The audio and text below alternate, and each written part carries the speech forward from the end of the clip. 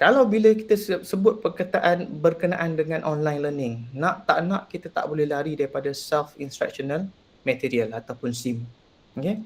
Kita kena ada benda ni. Kalau kita ambil kita punya material yang kita guna face to face dan kita buat kepada online tanpa apa-apa perubahan, memang tak jadi. Itu yang kita katakan student tak fokus lah, student tak boleh nak capture lah, kan? Macam-macam lagi lah. Semua student lah. Sebenarnya bukan student semuanya. Kebanyakan masanya adalah kita lah.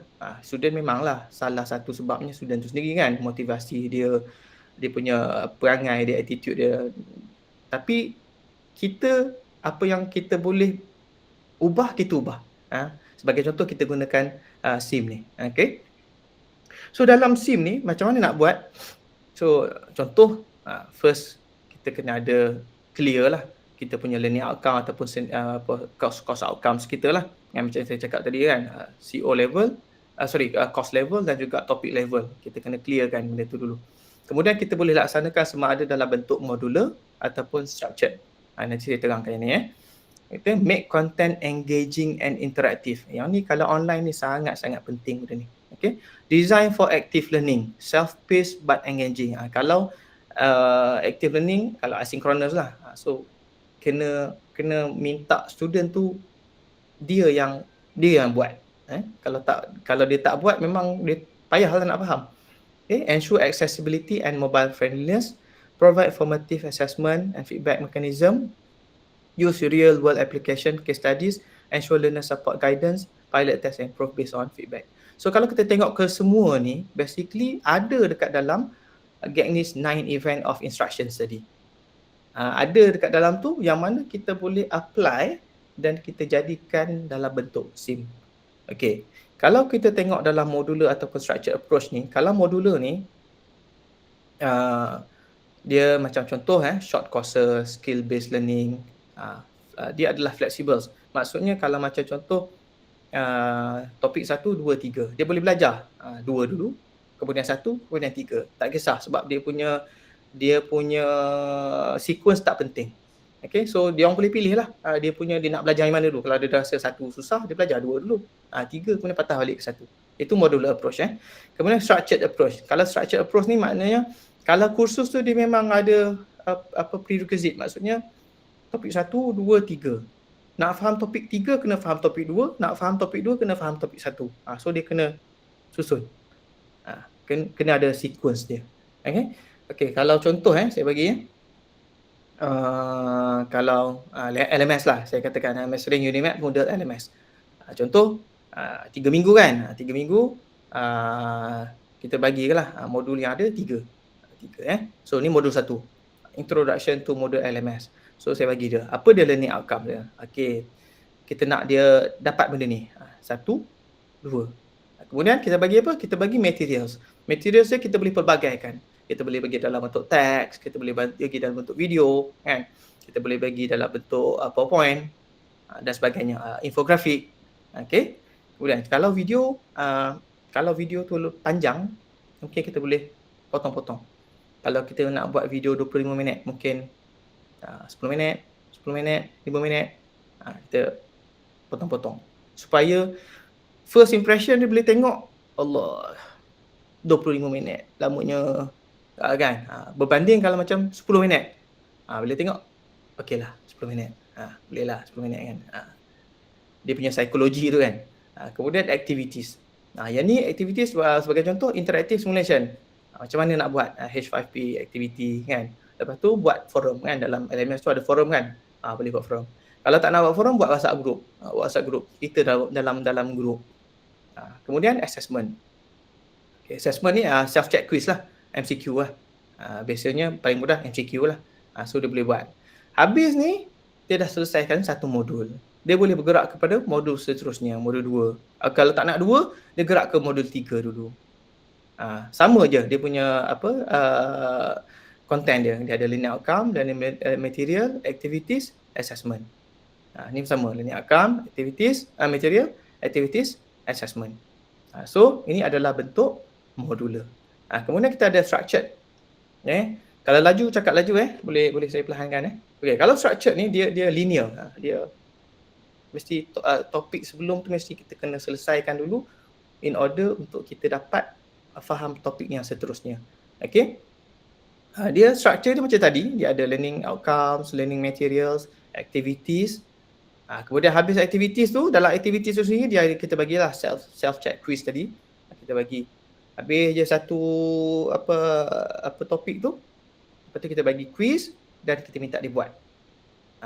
So selagi dia tak lulus quiz tersebut, kalau contoh ada 5 soalan, kita nak dia betul 5 soalan. Selagi dia tak betul 5 soalan, dia tak boleh unlock week 2 punya pembelajaran. So dia akan tak boleh nak klik kelabu je kan, tak boleh nak klik. Dah selesai tu, baru kita boleh benarkan dia, kita unlock week 2 punya topics.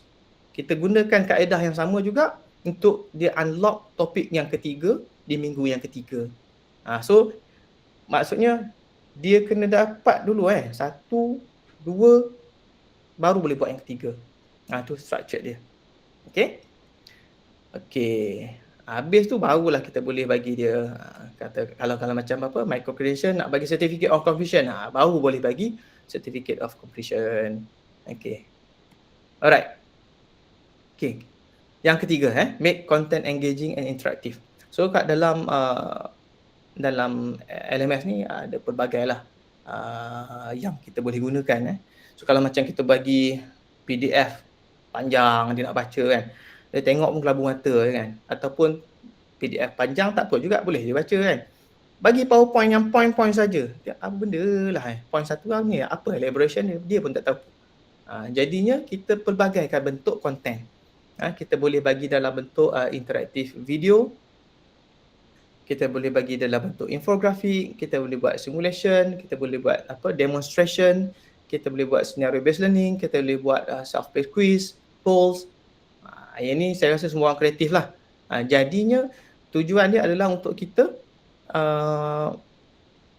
pelbagaikan konten dan juga kita jadikan dia interaktif. Okay. Kemudian design for active learning, self-paced but engaging. So kita kalau boleh kita kena design kursus kita supaya dia jadi student centered lah. Kita tak nak lah asyik kita je yang cakap kat depan. Kan? Bila dia dengar je lah, lepas tu tak jadi apa lah.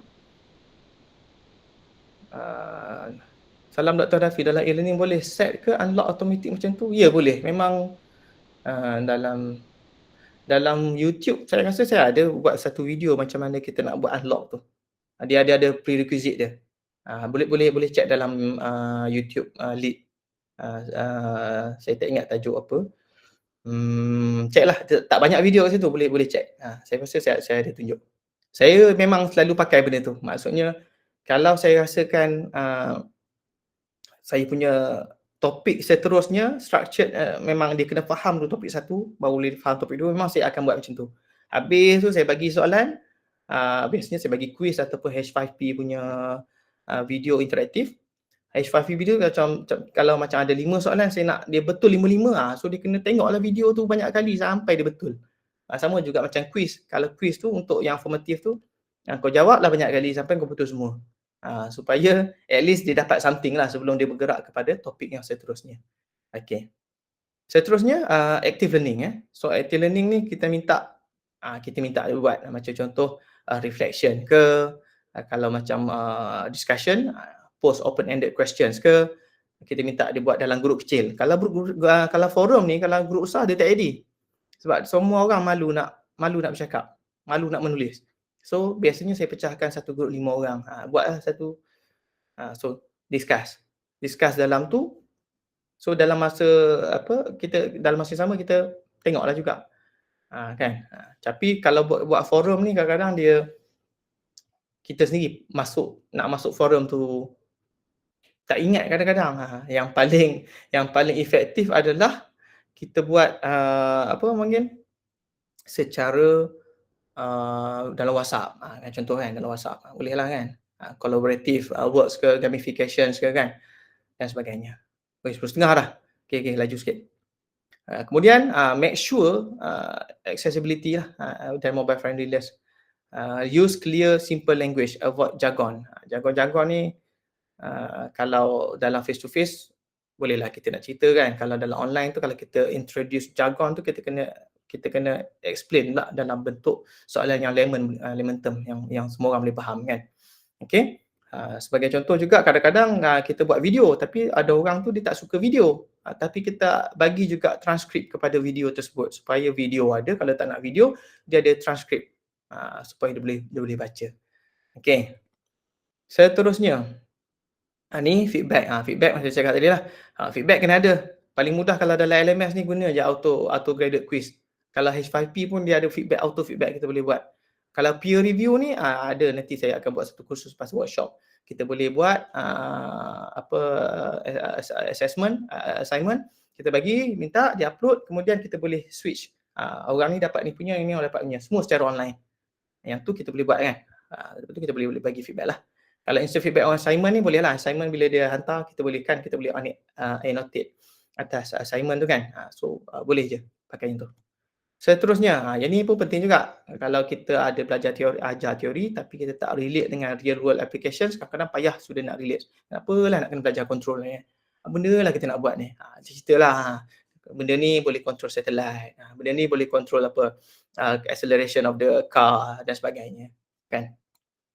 Alright, kemudian ensure learner support and guidance. Yang ni tak cakap lah macam tadi kan. Kalau kita nak student belajar, kita kena bagilah support. Kalau kita tak support, siapa lagi yang nak support kan? Salam Dr. Hanafi, boleh ke kita set sendiri sebagai student sebab kita nak tengok nampak dan masuk especially nak tengok soalan test. Boleh. Kalau macam dekat dalam Moodle tu, kalau kita pergi kat atas kat nama kita ada drop down kan. Kita klik kat drop down menu tu, kita boleh set kita sebagai student. Kat situ kita boleh tengok. Tapi kalau kita tak ada group, tak ada masalah tau. Sebab dia boleh terus nampak. Tapi kalau macam contoh, kita ada 10 group. 5 group nampak assignment A, 5 group nampak assignment B. Lepas tu kalau kita buat macam tu, kita tak nampak. Tapi kat dalam Telegram tu saya ada bagilah email dan juga password. Semua orang boleh guna. Kita boleh gunakan account tu untuk kita enroll dalam kursus kita dan kita nampak dia sebagai betul-betul student lah, view yang betul-betul student. Yang tu kita boleh tengok nanti. Macam betul ke grup 1 sampai 5 ni nampak assignment A, betul ke grup 6 sampai 10 ni nampak assignment B. Yang tu kita kena test dululah sebelum kita deploy kepada student. Kadang-kadang kita pakai deploy je, kita tak tahu benda tu jadi ke tak jadi seperti kita punya intention kan. Kita punya intention nak dapat A tapi yang student nampak B. Yang tu kita kena test dulu. Okay? Alright. Kalau yang tu saya rasa saya ada tunjuk dalam video nombor 1 berkenaan dengan basic LMS dalam YouTube. Yang tu boleh tengok dalam tu saya ada cerita macam mana kita nak tengok diri kita sebagai students. Okay? Kalau dalam account tu masuk dalam Telegram nanti saya akan copy paste balik account student yang semua orang boleh pakai tu. Okay?